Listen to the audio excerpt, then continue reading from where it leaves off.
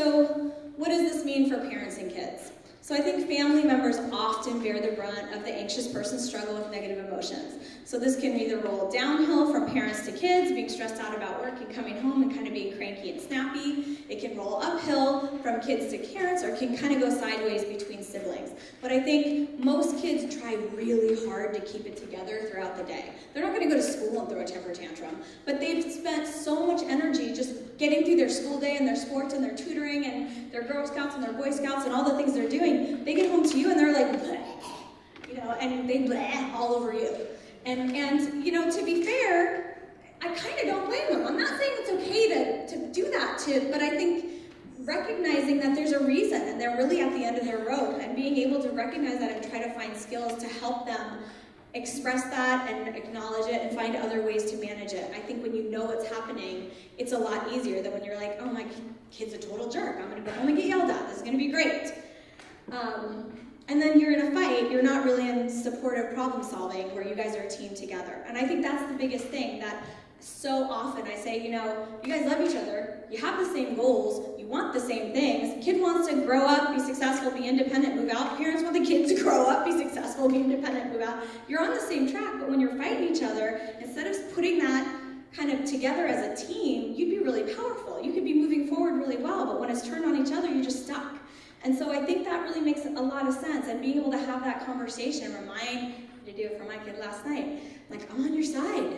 I'm here, I'm talking to you, I'm editing, I'm with you, it's 10 o'clock at night, I got home from work an hour ago, I don't need to be yelled at. And he kind of was like, okay, I'm sorry. Like being able to say, I get that you're stressed, I know that this is really overwhelming, I'm overwhelmed too, let's be on the same side about it.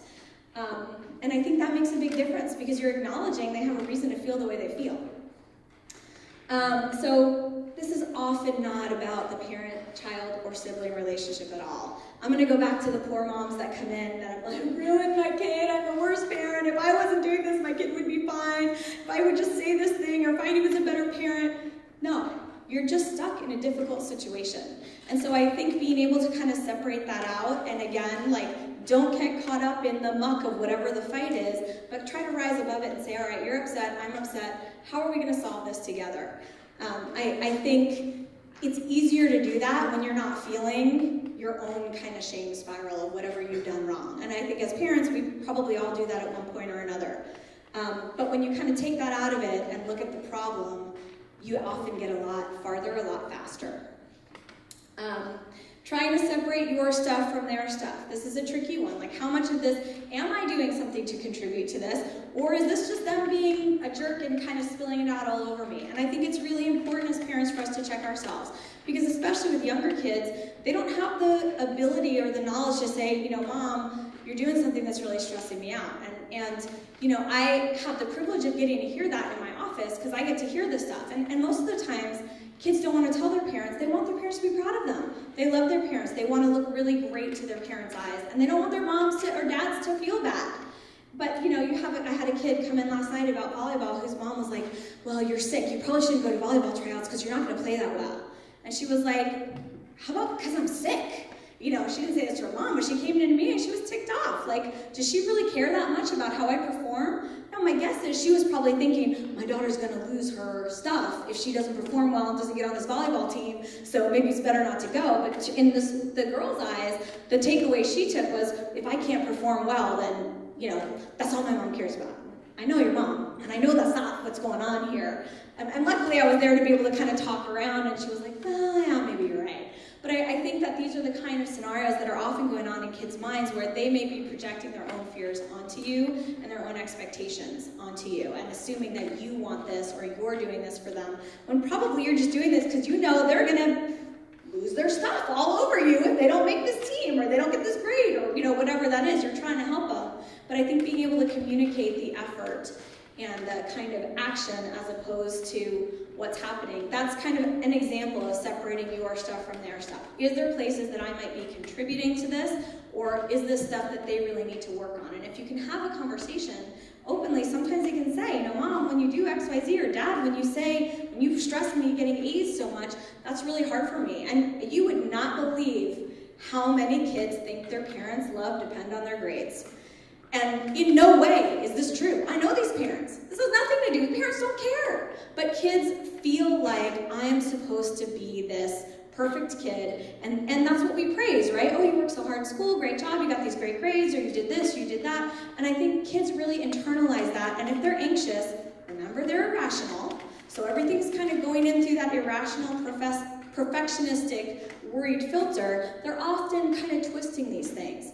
So again, being able to communicate about some of this stuff can solve a lot of those problems. I'd be like, no, that's not what I was thinking at all, or that's not what I said, I meant this.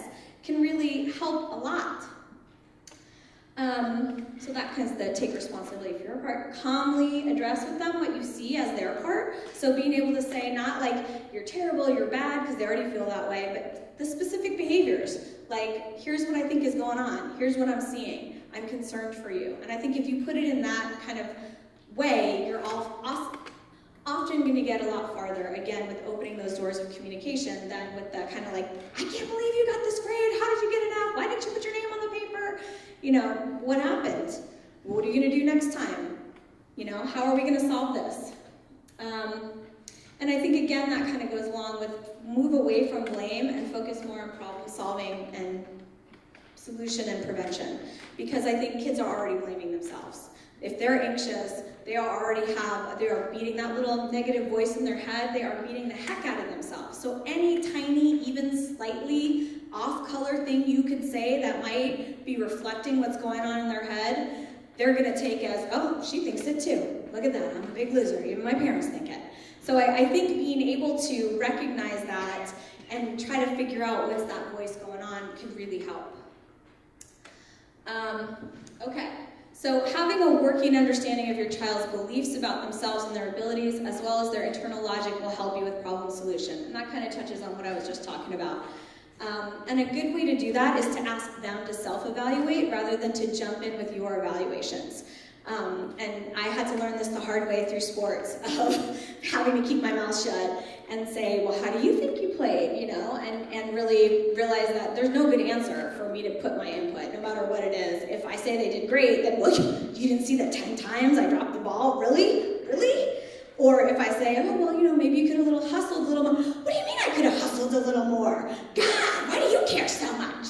You know, that it's the idea of like, you're not going to say anything right, pretty much ever, as a parent. But in this case in particular, put it back on them. What do you think? And it's really helpful because it helps them to get good at knowing what their strengths and weaknesses are. So when you kind of put, but what do you think worked? What didn't work? What do you want to do next time? If you know this is an area you struggle with, how do you want to deal with it? You know, do you need to, if you're getting beat on the field, well, do you need to train? Do you need to go do cross country? Let's figure out what you need to do if you want to increase that strength. Or if you're not doing so hot on the math part of your SATs, well, let's take a math prep test. You know, let's figure out how do we solve for whatever you think the weakness may be. And then it really becomes not about you're a loser or you're not, but that you're really smart and you're really talented. And I tell kids all the time, the president has a cabinet. Nobody just does it alone. Any CEO, any successful person has a team of people behind them. You're not expected to do it on your own. And if you can have that conversation with them and have that kind of figure out what that looks like, you're going to be in a much better place. And they're going to be in a much better place because they're going to be able to self-advocate. Fear, hopelessness, and limiting beliefs, I think, are the biggest challenges when you're dealing with anxiety. And I try to really promote the idea that mistakes are great. That means you're pushing yourself outside of your comfort zone. When you're on the edge, when you're doing something you're not sure you can do, you're growing. If you're stuck in your same little bubble doing the same thing, you're not learning and you're not growing. I think, again, I kind of talked about this before, but sharing your own struggles can help them understand how you overcame them. Because they probably think you have it all going on and you never struggle and everybody else knows their stuff. But if you say, no, I used to be terrified. I was terrified of this, but then I did it and I realized I could do it. I didn't think I could do it, but I did. And as adults, most of us have that experience, that we've gone through this a couple hundred times, so we kind of know. But kids don't know that. They just think you automatically know it. And normalize. Nobody wants to feel different. Nobody wants to feel like they're the ones that don't have it together. Being able to say everybody struggles. Everybody doesn't always struggle with the same thing at the same time, but everybody struggles. That's just part of life. And it's okay. And if you know what you're struggling with, then you can also figure out what the solution to it is. So having positive relationships with caring adults in the community is one of the greatest predictors of resiliency in young people. You don't have to know how to solve all their problems. You don't have to have all the answers. You don't have to fix it for them. And you can't fix it for them. But I think if they know that you're on their side and you've got their back and you believe in them, they then have the strength and courage to figure out how to fix it themselves, which is a much better lifetime skill to have.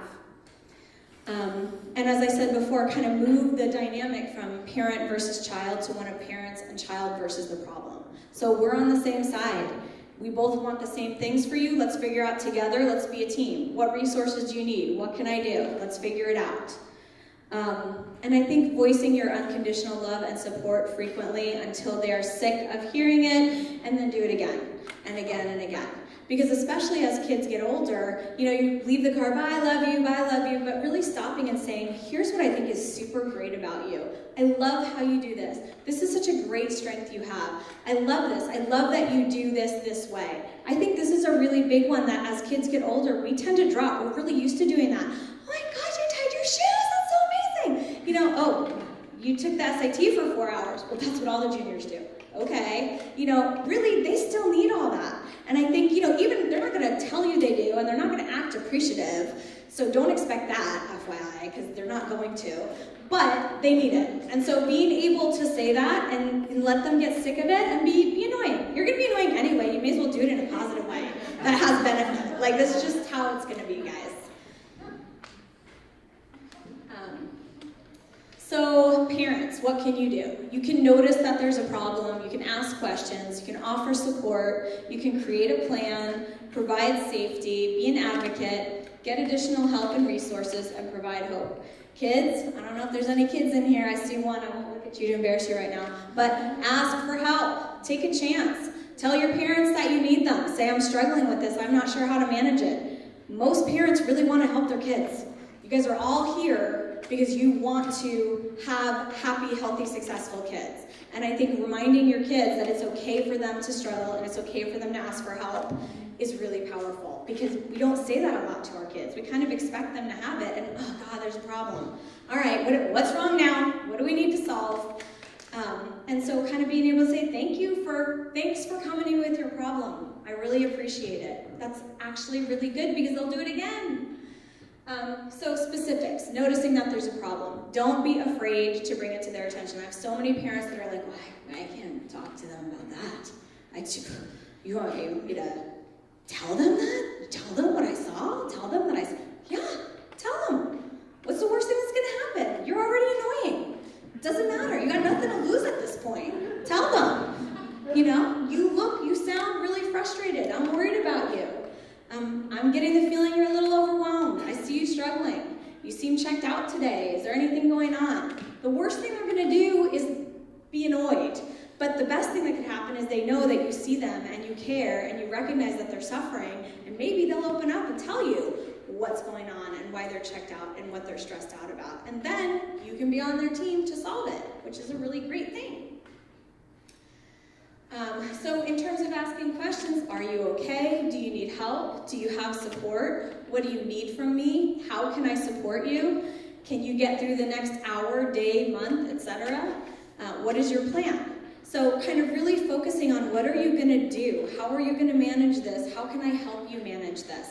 Really kind of creates an expectation of success. Like, oh, we're going to do this. We just have to figure out what the plan is. And I think kids are usually in the mindset of, there's no way to solve this. This is never getting better. I don't even know why you're talking about a plan. I'm going to die. Did we not discuss this already? I think going through this helps them realize that they're not going to die, and it's solvable. Pretty much, if you're alive, everything's solvable. You may not like what you have to do to solve it, but pretty much everything's solvable. So offering support, just letting them know that you're concerned is a big deal. Validating their feelings. I know how overwhelming this can be. This is really tough. Whatever they're feeling, even if you feel like that's kind of stupid, I don't understand why you're so worked up about this, don't say that, ever. Go, okay, tell me what's stressful about this. I don't understand. Or, oh, I guess, try to relate it to something in your own life that does stress you out. Well, I don't understand this exact thing, but I know how it feels to be stressed, and that's a rotten feeling. If you can join with them on the feeling, you've created yourselves as a team together. And just it's hard to focus on school when you feel this rotten. Being able to validate that there's a cause and effect. Nobody performs well when they feel terrible. You perform well when you feel great. So if you're spending every day just white-knuckling it, trying to get through the day, it's unlikely that you're going to be performing at your best. And I think being able to acknowledge that sometimes can just go, oh, I did. I bombed the test. I don't even know. I just had the worst day. Well, then you can sit with them and figure out, again, how are you going to fix it? Emphasize process, not product. What are you doing? What's the work you're putting in? I see you working really hard. I'm a really big fan of de-emphasizing grades because I've seen kids work their butts off and have this teacher that's like, I'm gonna make an example. Or, and most teachers aren't like that, to be fair, but they're there. They are there, they do exist. And so when you work and end up with a C or a B, that can be really disheartening for a kid. But if you say, I know you're really disappointed in this grade, but I also know you worked really hard, and I'm really proud that you didn't give up, and I'm really happy. I think you did a good job in a really difficult situation. And being able to kind of put the grades in context often can really help. Celebrate mistakes, it's how we learn. I would say over and over again, all right, you blew it, because they're gonna blow it, they're kids. We blow it as adults, of course they're gonna blow it as kids. Let's figure out how we're gonna fix it. That's great, you tried something new and it didn't work. You might have to try 10 more things that don't work before you find the thing that does. That's all right, as long as you don't give up, you're doing good. Take a break when you're creating a plan. Take a break, brainstorm a list of coping mechanisms for when emotions become overwhelming. Break problems and assignments into smaller steps. Do one thing at a time, get organized. Make sure that your kids have buy-in to the plan. They are the ones that have to carry it out. I can't tell you how many parents do like a giant organizational chart, and you're gonna do this here, and the kids are like, okay, I'm not doing that. So you've spent 10 hours and $45 at Staples to create this amazing organizational plan that nobody's gonna do. So I think creating that plan together is really powerful and really important. And getting the buy-in to say, yeah, I'm gonna do it, I'm gonna try it. Okay, so safety. Setting boundaries, setting expectations, being consistent. This is a really tough one, especially when any emotional things are involved. It's super hard to be consistent. Call them out on stuff you need to call them out on. Give warnings. I think a lot of times we get panicked and so we're like, oh, your electronics will take it away for a year. And they're like, well, you didn't tell me that was gonna happen. And so being able to say, look, you're hitting the point, I'm about ready to go postal on you, you're about to lose everything. A lot of times that can give them the cue to kind of rein themselves in and pull it back, as opposed to after the fact, you just did something really crappy and I'm so pissed, I'm gonna make you pay. Because let's face it, we all do that sometimes as parents, and it doesn't work. It's not effective. So let them know when they're approaching postal area, and 9 times out of 10, they know your face, they know you're getting there, they'll be able to rein themselves in, and that 10th time, they got no one to blame but themselves. I warned you. You knew this was coming, you chose it. Be loving. I think that's a big one too. As they get older, they kind of seem like they don't want that, and they don't, but you gotta do it anyway. You're gonna be annoying. Do it to a positive benefit. And make sure that they know that you're always on their side. So being an advocate, that's a great thing parents can do. Determine the resources, ask for permission to step into school or peer situations. Don't just ride in or roll over them like a bulldozer because your kid will pay the price with peers and teachers. You need to be a team together and you need to get permission and make a plan. Even if they're young, even if they're in 1st or 2nd grade, let's have a talk with the teacher. Let's figure out how we're gonna manage this. I'm gonna do this. Don't let the kids be blindsided, because then you now are not on their side, you're somebody else that stepped in and created another problem for them. So kind of getting their buy-in and their support is really important.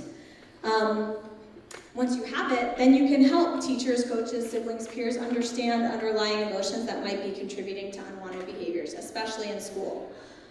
Share good news and successes, let them know you have faith in their abilities, and give them hope for success. When you're in that state, you don't feel hopeful. You don't feel like anything's gonna work. And then I think the biggest one is to know when to bring in additional help. So sometimes you can do all these things, and if your kid's really, really struggling with the big A, those things are probably not gonna be enough. to be effective, and they're helpful, but they probably need something more. So when they're not responding to your interventions, when you're kind of doing all this stuff and it's still not working, if you see safety concerns or warning signs, if a problem is outside of your scope and or comfort level, and when your instincts tell you that there's more going on. These are the times that it's time to bring in the big guns. Don't try to do it alone, because you're probably emotionally involved too, and you're probably also not being rational, because when our kids are irrational, then we go to irrational. We're all in crazy town together, and you need someone to pull you out. Okay, yes? So when you think your kid needs help and they refuse? Well, this happens a lot with anxiety. That is a super good question. What if you think your kid needs help and they refuse? Now, obviously it depends on the kids, it depends on the situation, but I would say kind of reiterating consistently, you can say, you need help, what we're doing isn't working, we have to figure something else out, let's look at what it is. I'm okay with you choosing what that's going to be, but we got to do something. And I think that's kind of providing that safety and boundaries, but also setting the expectation. I'm not willing to sit here and watch you suffer. I can't handle that as a parent. I can't watch you go down in flames. We're going to do something. Let's figure out what it looks like. And sometimes you need to bring in community support. And I have a lot of parents that'll come in and say, well, let me come in and talk to you first. And we'll kind of go over, how do you talk about this to your kid? Sometimes I'll say, have your kid go in with them. As a therapist, I often have a parent come in together and I'll really normalize it and say, I think your mom's really stressed out, that you're really stressed out. Let's talk about it. And I think if you use, instead of saying like, I think you have a problem with anxiety, if you can be like, I think you're really stressed. You have so much on your shoulders. There's a lot going on. I see you struggling.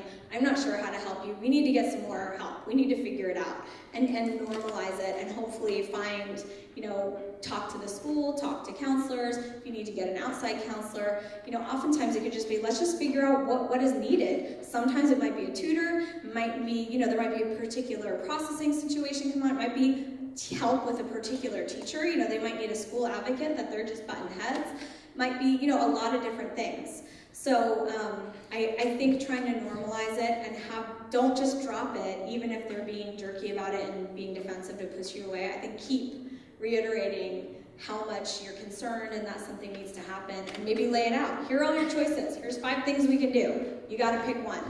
And you're gonna keep picking one until we both feel like things are better. Okay, so resiliency. I gotta hurry up, I talk too much. The process of adapting to significant stress, life struggles, and trauma, or it's the ability to bounce back. So this is kind of our last little part of our presentation that I wanted to talk about that applies to anxiety. It really applies, I think, to just kids and people and life in general. And I think you're going to hear a lot, if you're going to these kind of meetings, a lot about resiliency in the coming years, because there's a lot more research coming out on it and what a huge factor it is. And for those of you that are involved with Project Cornerstone, that's a lot of what the assets are really promoting resiliency and kind of looking at what are the factors to that. So what are the resiliency factors? So these are the things that when they kind of study what's the difference between people that bounce back from trauma and people that don't. Good problem-solving skills, self-advocacy and assertive communication skills, confidence in one's strengths and ability to cope with adversity, the ability to create and follow through with a structured plan, and the ability to effectively regulate emotions. Now, none of these are personality. These are all skills. So anyone can be resilient.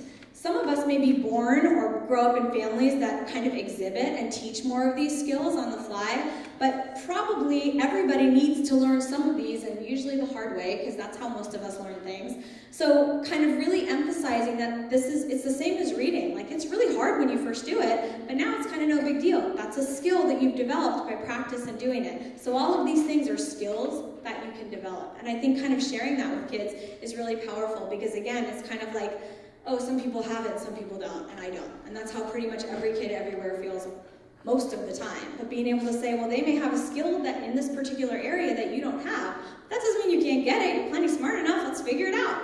Practice and you'll get better. Right before I did this talk the first time to the CASA group, I had like one of my favorite sessions ever with a young 17-year-old man who had just come back. I had seen him when he was probably 13, 14, and he had gone to treatment, and he had been in a wilderness program and a boarding school, and he came back, and his mom was like, oh, I want to come see you and say hi, and I was like, oh, that's so exciting. So I'm like, so how was it? You know what, tell me what you learned. How are things going? And he was like, oh my God, it was terrible. And he spent 42 minutes of that 50-minute hour telling me the food was terrible, the staff was terrible, it was freezing cold, we were in Montana, we had to milk cows. I mean, just every horrible thing. I was like, wow, so it sounds like, do you regret it? Do you feel like it wasn't worth it? And after this 42 minutes, he went, no, Lisa, the strength is in the struggle. It's the best thing that ever happened to me. The best thing that ever happened to me. He's like, I wouldn't be who I am today if I hadn't gone through all that. And I was like, wow, what a powerful message. And then I came and wrote this, and I was like, I'm putting that in. Because that was so huge and such a wonderful thing from the 17-year-old boy. I was like, man, you gotta write that down. That's a really good story. He's like, I know, I learned it there. So the truth is, kids have to struggle, they have to suffer and learn some of their lessons the hard way. This is how you build strength and confidence, is that you know that was really hard and I did it anyway. Maybe I fell down 15 times doing it, but that means the fact that I did it the 16th time makes me feel even more powerful. I feel like so awesome. Parents can't protect kids from difficulty in school, sports, with their teachers or peers. You can't. And you know, there's a lot of new information. You know, you see that the helicopter parenting leads to no resilience because they never have the chance to do this. You're solving the stuff for them instead of letting them know, I can solve it.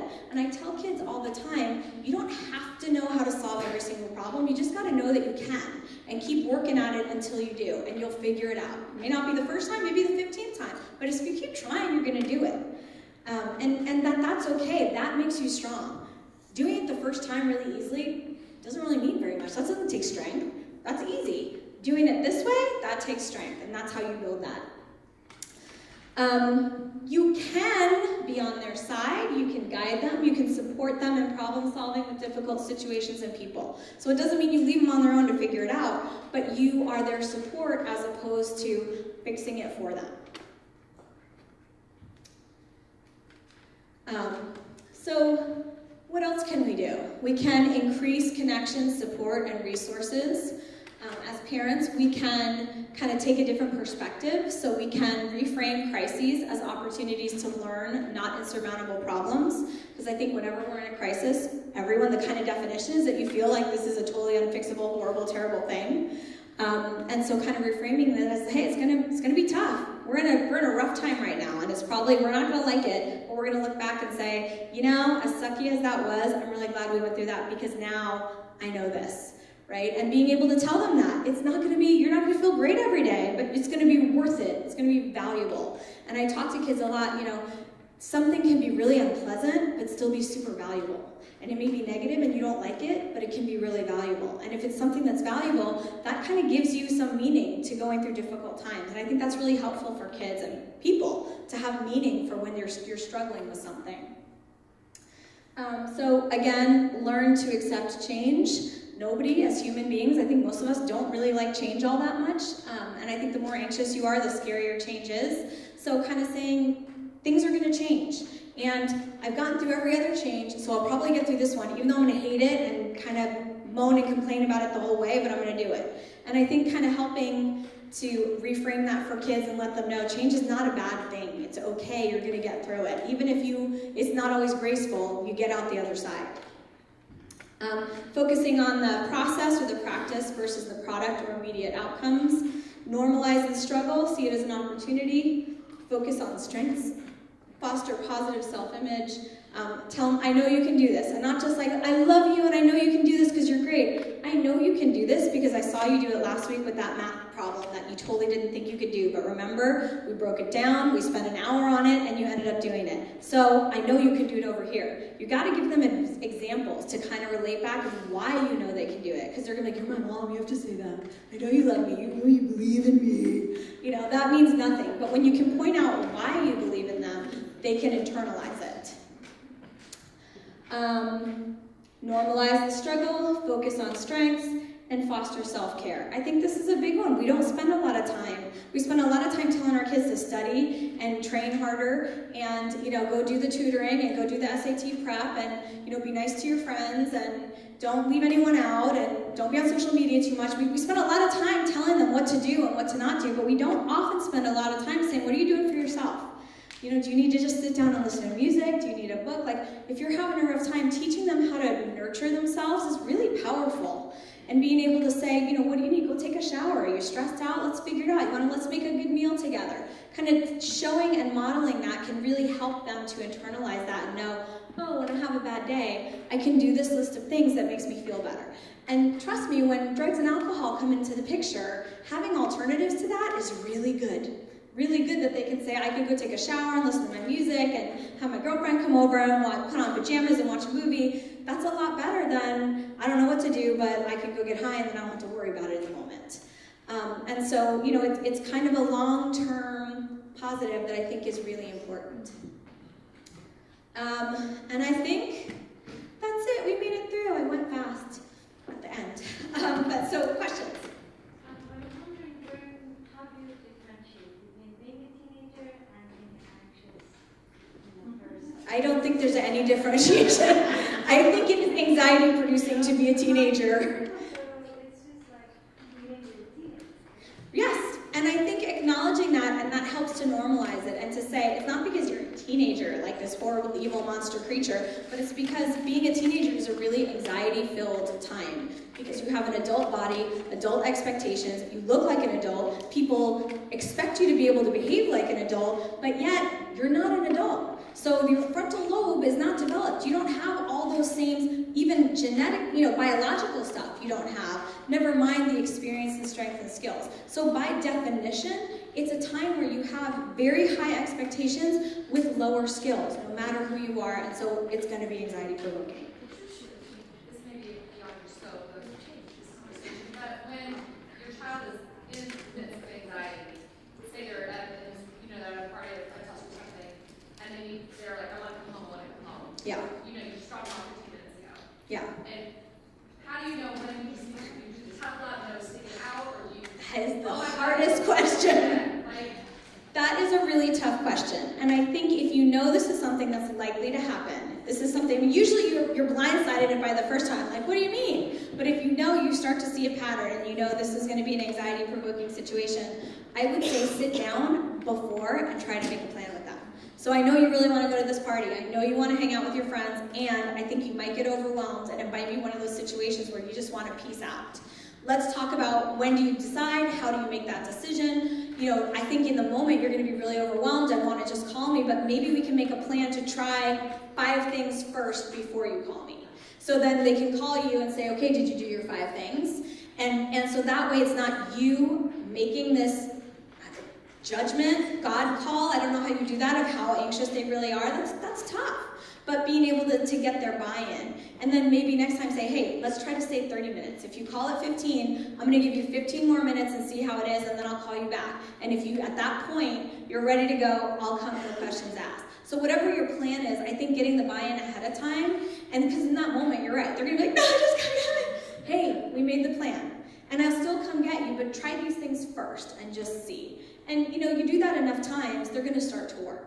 You probably will have to pick them up a couple times, but it may get better. And then you can kind of say, look, you didn't think you could stay 15 more minutes, and you did. Next time, let's shoot for 30. So I think it's that idea of kind of incremental progress and having them buy into the process so they're feeling good. Like, you're right, I did freak out, but I was able to stay 15 more minutes. That's awesome. Maybe next time I'll do 20, or whatever that looks like.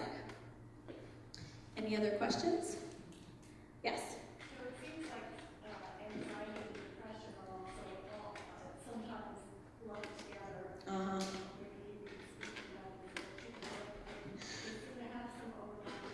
That's another really good question. So her question was, it seems like anxiety and depression are often lumped together. And that's true, because having depression for a long time is really anxiety producing. And being anxious for a long time is super depressing. So I think it's very rare that you're going to have them entirely separate. And I think it kind of often can go back and forth, where you're going from being super depressed to being like anxious out of your mind. And I think just being able to kind of talk about both of those things and treat treat them and say, you know, they do often go together, and there's different things you might do if you're in a depressed state than if you're in an anxious state, but self-care is a good one for all of them. And having a plan, like let's make a plan for when you're feeling down, and let's make a plan for when you're freaked out of your mind, and try to figure out what works and experiment. And I always tell kids all the time, we're gonna make a plan, and some percentage of it is not gonna work. So whatever plan you make, you are not a perfect plan maker. We don't know yet. We got to go through it a couple times, and then we're going to know what works and doesn't work. So give the expectation that there's not one right way to do it, that we're going to just keep trying until we do it. Any other questions? If you said that it's worthwhile checking in with a professional, are there any resources to help match the professionals that are out there with specific concerns? So I would say, I think the best one is word of mouth. Honestly. So, I mean, talking to peers, friends, people you know that have had a good experience with someone is a great one. Psychology Today is also a really good resource because you can kind of search by zip code, and then people will put in a profile.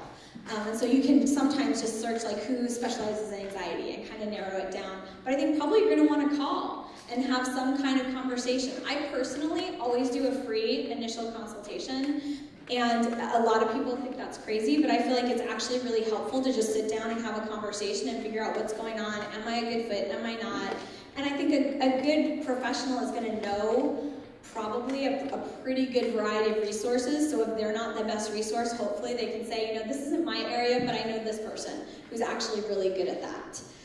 So I would just say ask, talk and ask, and hopefully you'll be able to do that. There's two in Los Gatos that Marina mentioned earlier. Los Gatos Team Therapy. I don't know if the other one. I know Lindsay Smith, who started Los Gatos Team Therapy. Hello? Oh, it's back. Yeah, I know Los Gatos Team Therapy, and I'm not sure what the other one is. Therapy Works. Therapy Works, yeah. Also, we have a Facebook page, the Parenting Continuum. There's articles every 2 to 3 days, and we often have that kind of conversation happen. So, like us on Facebook.